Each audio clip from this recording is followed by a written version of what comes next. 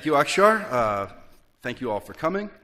So Akshar set me up pretty well, actually. He saved me quite a bit of work with the introduction for the why of doing this method. We have been distributing this book.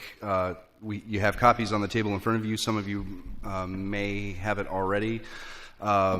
Jerry Doyle identified this as a very robust and adaptable method for taking a lot of the guesswork out of the job search at any stage in the career. So I'm a survivor of the 2008 recession. Some of you younger emerging professionals might have heard, tales of the dark times of 2009, 10. I really wish that I had had this book back then. I sort of lucked into discovering some of these methods accidentally, and what Dalton has done has sort of distilled a lot of knowledge from different fields, from sociology, psychology, game theory, business, naturally, of what are the best methods, the most efficient and effective methods for connecting with people in your field. So the networking piece, that's the fundamental part of it. That's actually 2/3 of the book. Sections 2 and 3 deal with approaching and initiating conversations with network contacts who will, help you develop relationships and connect you with opportunities in your field. The starting point, we want to roll back to the beginning. The lamp list deals with prioritizing your targets so that you invest your time and energy wisely. And one of the beautiful things I love about this method that I wish I had had access to when I was a job seeker during the recession is that Dalton recognizes that the job seeker has a limited amount of time, energy, and morale for finding a job, for connecting with employers. Right? This is something that's not really common currency in career coaching literature. Because most of the people out there, offering their services as private consultants and so forth, and employers too, are starting with the baseline assumption that because you're not being paid to search for a job, your time therefore has no value. That is not true. Your time is valuable always because it is the one resource that you can never replace or replenish. Right? So the time that you spend putting up information in application fields and uploading resumes to posting sites that never respond to you or give you any sort of feedback or direction on why you were ignored, rejected, or maybe got an interview but weren't selected, like that, those are sunk costs that you never get back. So the idea behind Dalton's method is that you want to minimize that wastage as much as possible by starting with your best prospects for success. Right? You need to game the probabilities so that the top of your list, so one, that you have a clear sequence of tasks and of potential targets and contacts, and that you're starting in the order of most to least likelihood of successful connection, rather than kind of randomly just firing reactively to every posting that you see on various job sites. And most of you, you yourselves or your peers, are probably using what I call the apply till you die method, which is a sort of like a volumetric or quota-based approach to the job search. If I do 50 applications a week, if I do 100 applications a week, if I do X number of applications to every posting I see, eventually one of them is going to luck out and get me a job. Notice that I call this a method and not a strategy. And the reason for that is that a strategy requires intelligence. That is a dumb way to spend your time. That is not to say that job postings aren't a useful or vital part of the process. Ultimately, you will have to, technically apply for the job. They'll want to see your resume. You'll need to be able to write a good cover letter. But that is going to carry much less weight than your ability to identify which firms are your best prospects and then connect with a person within that firm, right? So first we have to sort out our choices. We have to prioritize so that you invest your time wisely. So this is sort of the first big hump, the challenge of using this method effectively. We give out many copies of this book. Few students read it, fewer still implement it. But the ones that do come back and tell us that they got interviews, they got jobs, this works. And Dalton has field tested it himself with his students at the Duke Fuqua School of Business. This is not just, sort of derived out of thin air on an abstract basis. This is field tested and, hired candidate approved. So what you want to do, first of all, is just list, when you open up the spreadsheet, if you have a laptop or a tablet with you, go ahead and do this. When Dalton was here last October for a seminar, and we hope to bring him again this academic year, we actually did this live during an hour-long workshop that he did. So open up a blank Excel spreadsheet, just create 4 columns, list, alumni, motivation, postings. Spreadsheet, that's a turn off for a lot of people, and they just drop right there because, who's got the time? It's worth it because it'll save you time later figuring out who's worth going after and who's not. I mean, trust me, this is good stuff. So you want to compile a list of 40 employers, starting with your dream employers. Most of you can probably, how many of you can think of like your dream job, your dream employer, like number 1, right? I would hope everybody would have like one solid answer for that. Think about that. Do be thinking about that because your desires, your motivation, your trajectory is something that you have to determine internally, and that'll come into play when we get to the motivation column, right? Most job seekers have a list of maybe a half dozen, maybe 10 or 12 employers that they know of that they can imagine working for and being happy with. Based on what they know of the company's profile. Usually these are large firms, right? So in tech fields, names like that would be Google, Apple, Microsoft. In architecture, which is the area where I specialize, firms like Skidmore, Owings, Merrill, Smith Gill, Cohen, Peterson, Fox, major multinational skyscraper building firms, right? Those are the tip of the tongue for architecture job seekers. We want to go deeper than that.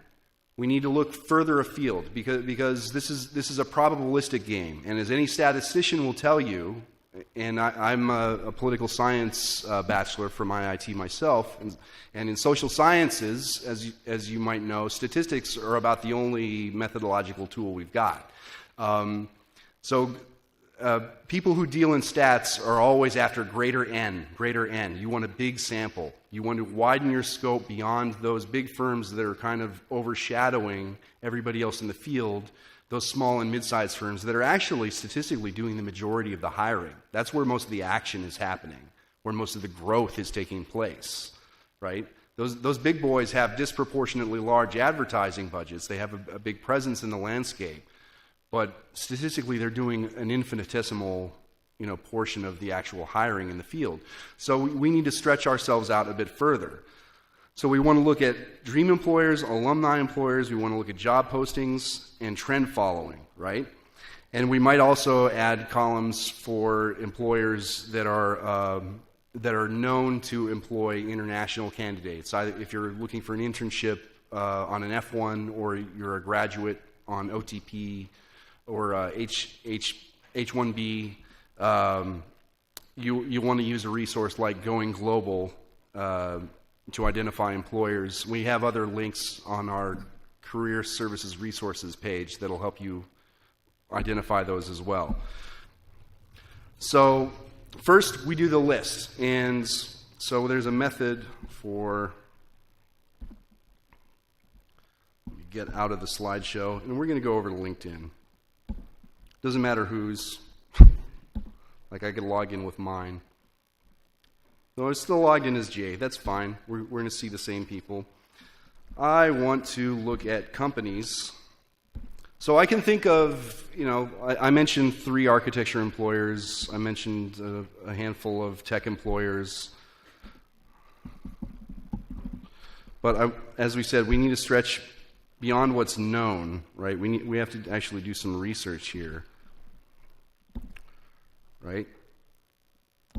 So I'm looking for architecture and planning firms. Architecture Plus, Architecture Workshop. Now these are already firms that I didn't know existed, right? Based on that search term, really all I need is that checkbox for the field, right? So I can take that out and restart the search. We want to come back over, specify the industry. Architecture and planning. There's the prompts. Okay, so Gensler, HOK, Perkins and Will, Skidmore, Owings Merrill. These are big boys, right? And they also have offices in Chicago. If you're an IIT architecture or what I call macro engineering grad, if you're in civil, structural, mechanical, electrical, you have a lot of really well-known, prestigious employers in those areas. A lot of great global architecture pioneered in Chicago. What I'm looking for are links to firms that are similar so that when I run out of names off the top of my head, here's one I hadn't heard of before. They're in Hong Kong. Maybe I don't want to relocate to Hong Kong, right? I can add more specific search firms. Zaha Hadid, globally famous, right? You want a really platinum name on your resume. Firms like OMA or Zaha Hadid Architects are places where you want to get hired your first year or two out of college. And so we could filter by location. Let's say I'm just looking at the Chicago area, United States, and I can add Chicago, greater Chicago area. Let's cast a wide net. Notice we still have Gensler, we have Perkins Eastman, RTT.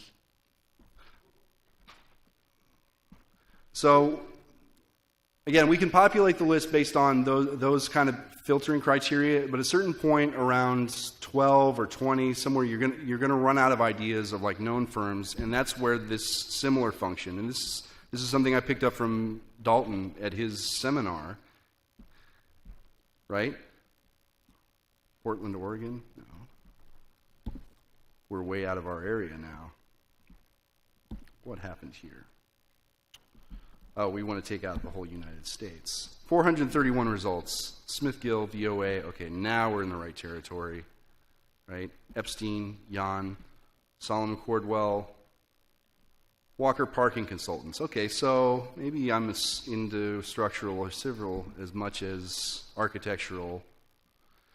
And so you're using kind of like a web method here to look for employers that are similar to the employer you knew of that you didn't know about previously, that fit within your other parameters, right? The bottom line is you want 40 names in that first column before you proceed to the next one.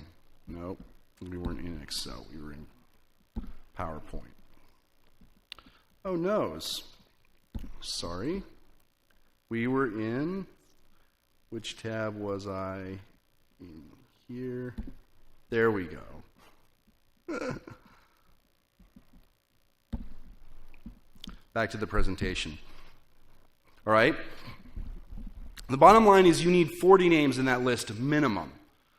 Why? Because you need greater N to increase your probability of one of those names being a successful connection based on the other prioritization criteria that we're going to plug in and use in the other three columns for ranking. So this kind of gets you out of the trap of chasing the same half dozen firms or lining up at a career fair behind the other 50 people waiting to talk to Motorola when there's an upstart tech employee you've never heard of before standing 10 feet away just dying to talk to you. But you ruled them out as a prospect because your focus was on the big name rather than on where the opportunity actually exists. Not to mention other factors like company culture, size, status, and so forth that could actually provide you a better fit in the field than necessarily chasing the biggest name that comes to mind, right? Another reason you want a big N or a big list is that when you're through the prioritization process, you've got a lot of prospects in that bucket. You have a deep list. Meaning that when we get to the outreach portion of the Dalton method, which starts in section 2 after we've completed the lamp list, it's going to occur that you're going to look up contacts, alumni or other connected networked contacts that are already placed at your target firms, And some of them won't get back to you for whatever reason. They'll be too busy, they won't be interested in what you have to offer at this time, or they are not in the sort of, network mindset. So you always want to have a next step on deck. You always want to know what your next move is, because you can't control what anybody else is doing. One of the beautiful things about the Dalton method, I don't know if he even consciously recognized it himself, is that it puts you in control of the process in a meaningful way. You can't control outcomes of anything. Tomorrow is not guaranteed to any of us. A jet engine could fall through your bedroom roof overnight, and, there go your worries about, finding a job when you graduate. But you can control your action today, right? You can at least make plans of your own that you have intention toward and that you have responsibility for carrying out.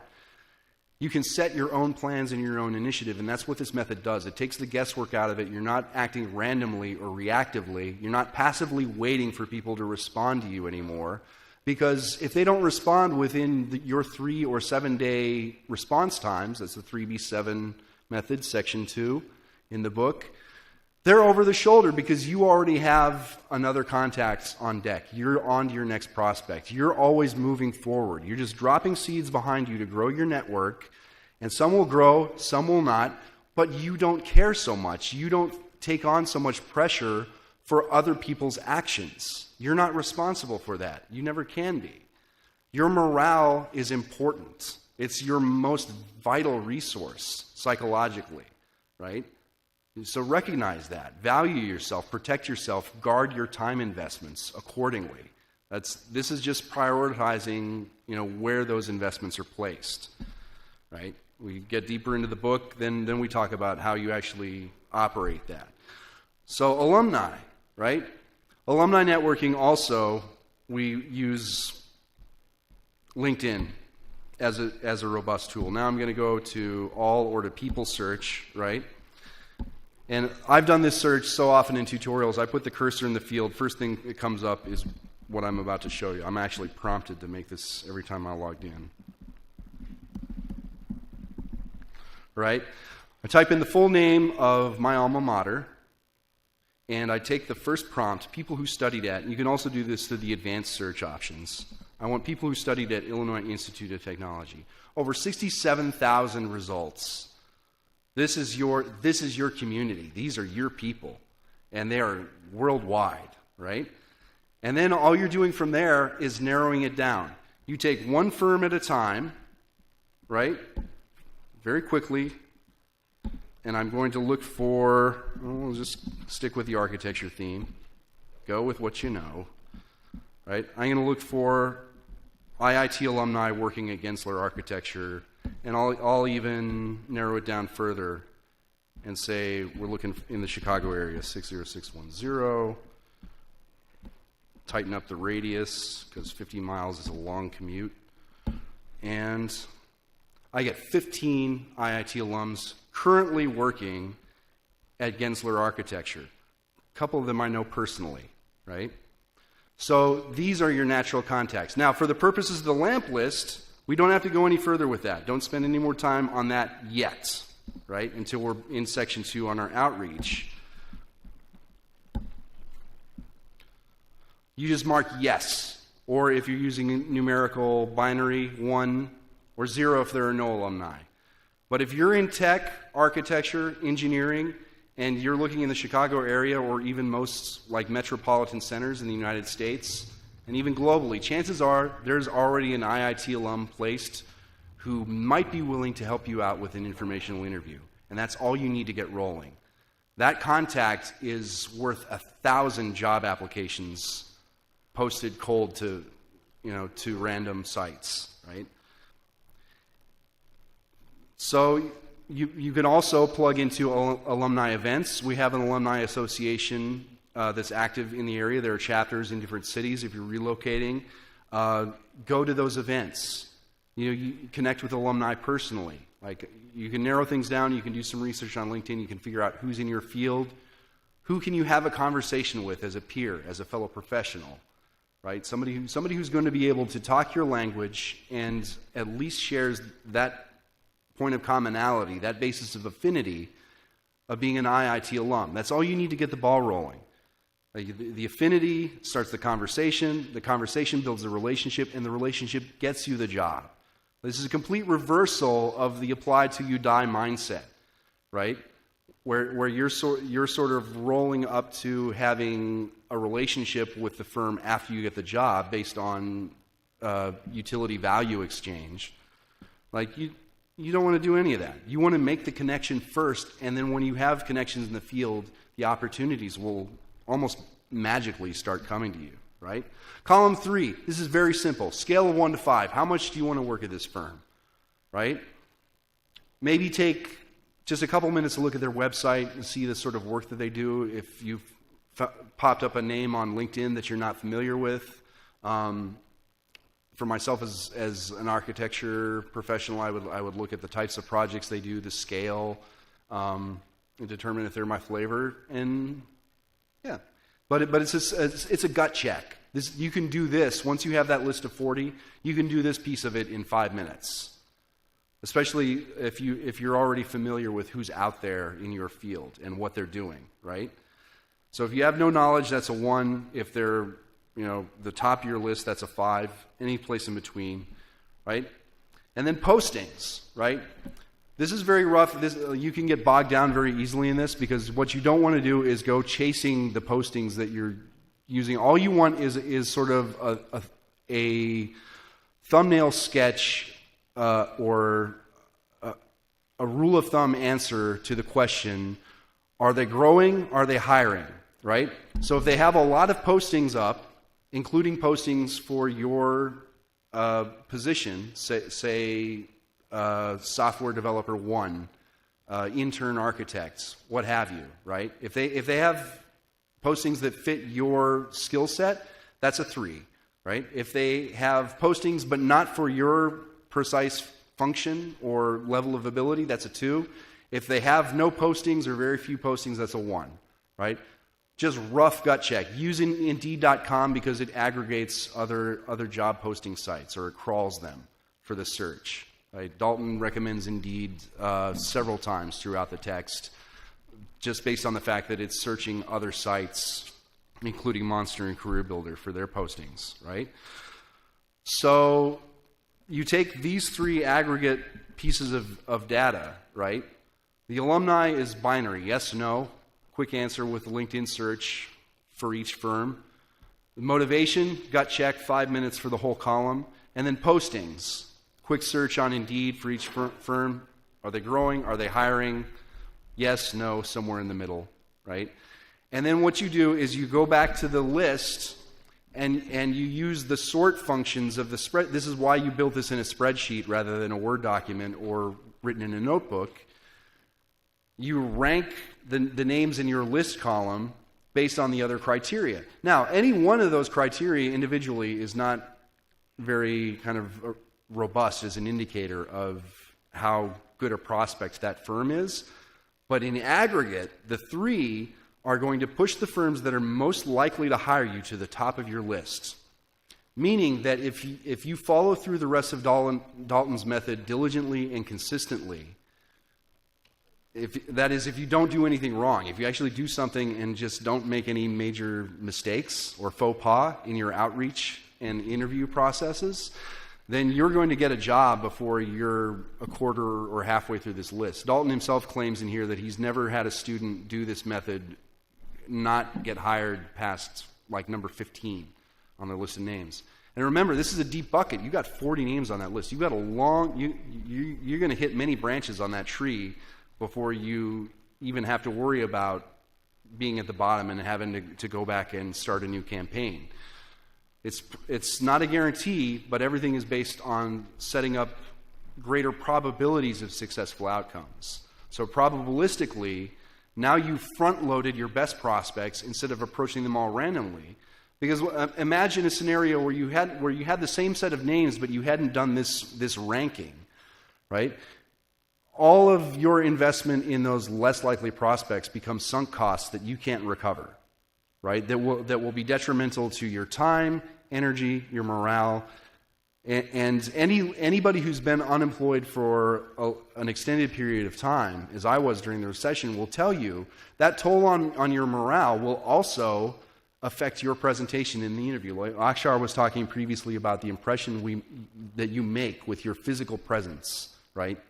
Either in the room for an interview or via a video resume site like Upkey, right? It does you no good at all to have sunk so much effort into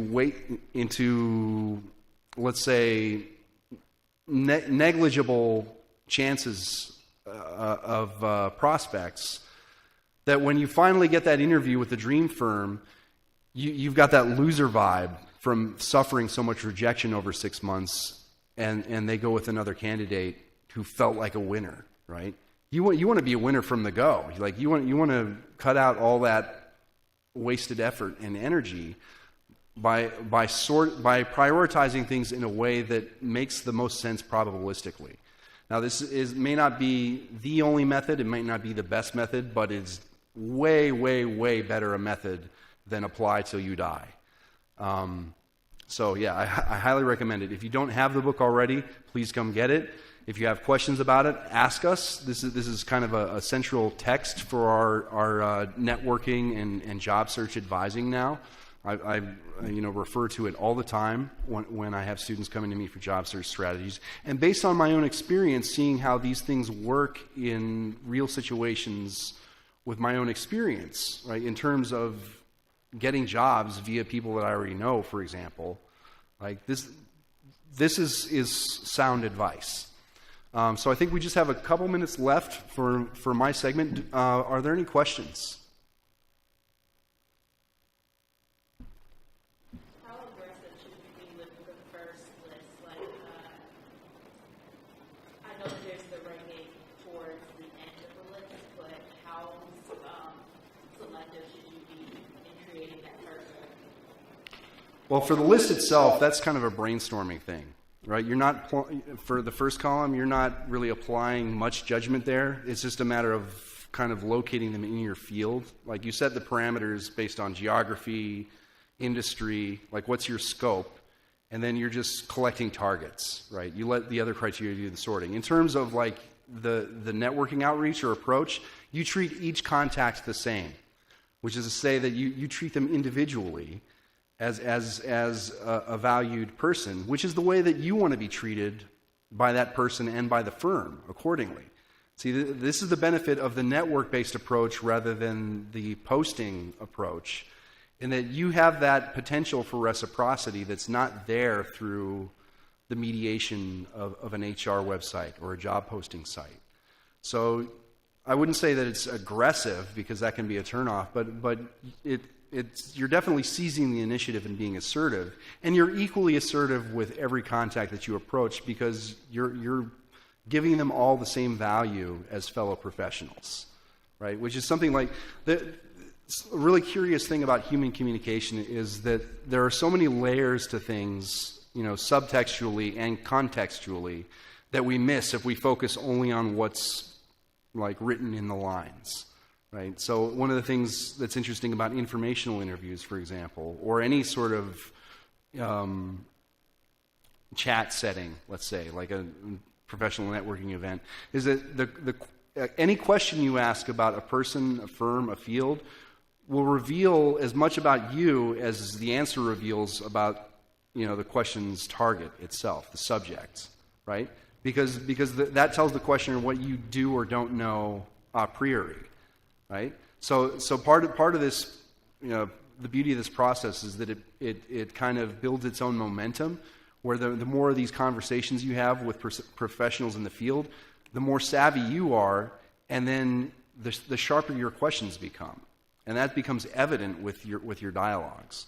So you don't necessarily have to be aggressive or even over-selective with the prospects or the contacts, but what you want to be is consistent, and you want to give them a measured but fair amount of your time and energy. Does that answer the question? Yeah, I think I used the word incorrectly. I just want to know how selective you should be. Because, you can search a company, you're like, I'm not doing it, and then you just X them off your list, but then you end up with only 20 companies Well, yeah, if you're coming up short on the base number, and that's kind of field tested too, like why 40 instead of 50 or 30, like Dalton's reasoning for that is in the book. Yeah, if you cross, like the motivation posting will take care of that, or that column will take care of that for you. If they're not a high priority, then they fall to the bottom of the list, right? And it could be a firm you didn't know much about will actually turn out to be the great opportunity, and that's where the other two criteria might save you, by pushing that up toward the top and making you reconsider. There was a question here in the back. I think I have time for one or two more.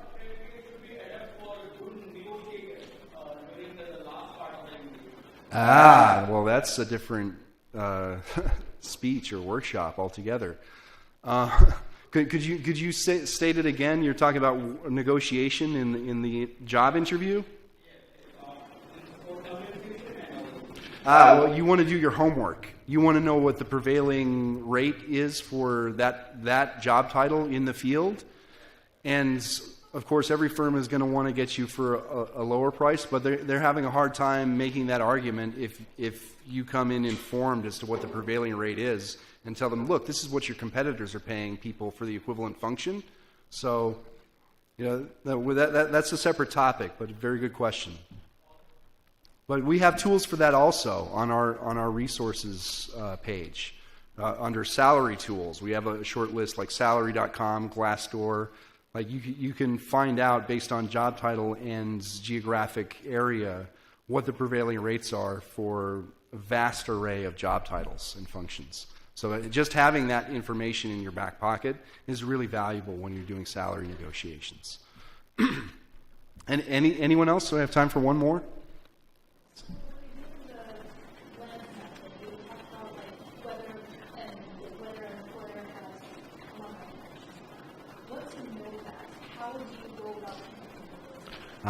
Good question. The book covers that in section 2.